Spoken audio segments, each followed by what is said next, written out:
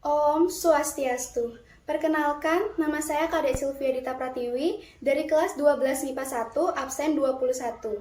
Sekarang saya sedang ada di luar untuk melakukan ujian praktek mata pelajaran kimia, yaitu reaksi eksoterem dan endoterem. Baik, di sini saya sudah menyiapkan alat dan bahan. Yang pertama ada 2 gelas, yang satunya sudah berisi air, ada cuka, ada soda kue, ada beberapa butir karbit, dan ada pengaduk.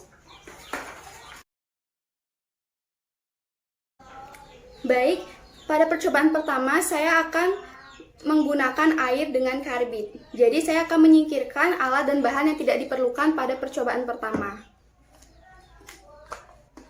Jadi pada percobaan pertama ini saya akan menggunakan gelas yang sudah berisi dengan air dan beberapa butir karbit dan 1 pengaduk. Jadi saya akan memasukkan 1 butir karbit ini ke dalam gelas yang sudah berisi dengan air. Lalu kita aduk-aduk.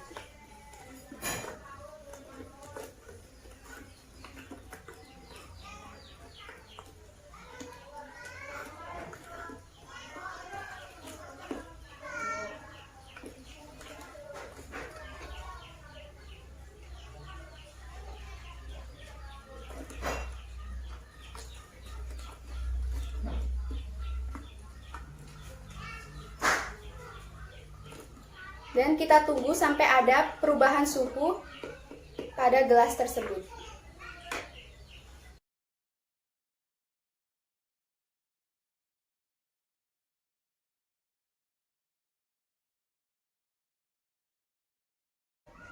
Setelah didiamkan beberapa lama, tidak terlalu lama juga, hanya beberapa menit, gelas terasa menjadi hangat.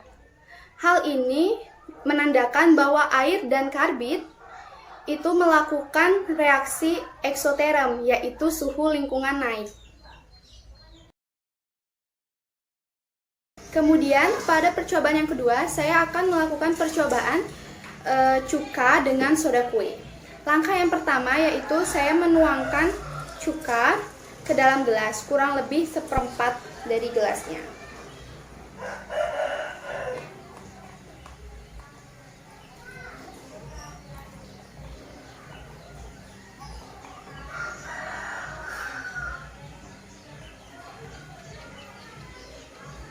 Sedikit saja.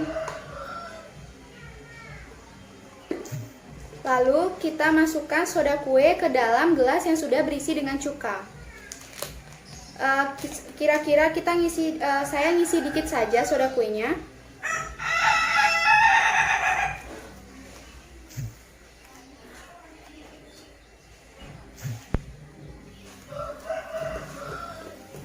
Lalu kita aduk.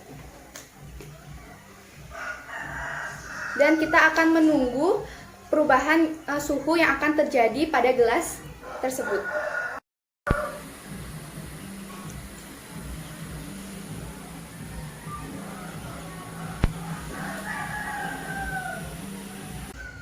Setelah ditunggu beberapa detik, gelas akan terasa menjadi dingin. Hal ini disebabkan karena hal ini membuktikan bahwa ada reaksi yang terjadi antara soda kue dan cuka. Di antara soda kue dan cuka terjadi reaksi endoterem, yaitu suhu lingkungan turun. Dengan demikian, percobaan yang telah saya lakukan yaitu percobaan reaksi endoterem yang menggunakan soda kue dan cuka, dan reaksi eksoterem yaitu yang menggunakan karbit dengan air. Masih terasa hangat dan masih terasa dingin. Dan di sini saya akan menjelaskan reaksi-reaksi apa saja yang terjadi selama percobaan dan mengapa suhunya bisa turun dan mengapa suhu bisa naik. Saya akan menjelaskannya di next video. Jadi sekarang saya sudah masuk ke dalam untuk menjelaskan reaksi-reaksi pada percobaan yang telah saya lakukan tadi. Nah, saya mulai dari percobaan pertama. Jadi persamaan reaksinya sebagai berikut. Jadi di situ terlihat ada CaC2 yaitu kalsium karbida atau karbid dalam fase solid dan ada H2O yaitu air dalam fase liquid. Nah, reaksi antara keduanya ini menghasilkan CaOH2 atau kalsium hidroksida dalam fase solid. Kemudian menghasilkan C2H2 fase gas. Nah, C2H2 fase gas ini etilen. Seperti yang kita ketahui, karbid digunakan sebagai pematang buah. Nah, gas etilen inilah yang nantinya digunakan untuk mematangkan buah. Reaksi tersebut merupakan reaksi eksoterm, karena yang tadi sudah saya rasakan yaitu adanya rasa hangat ketika saya memegang gelas. Nah, pada saat reaksi eksoterm, suhu campuran reaksi akan naik dan energi potensial dari zat-zat kimia yang bersangkutan akan turun, sehingga sistem melepaskan kalor ke lingkungannya. Atau lebih mudahnya, suhu sistem yaitu campuran antara air dengan karbid turun dan suhu lingkungan atau dalam hal ini adalah gelas akan naik. Hal itulah yang menyebabkan adanya rasa hangat pada gelas. Kemudian berlanjut ke percobaan kedua, yaitu percobaan asam cuka dengan soda kue. Nah, persamaannya sebagai berikut.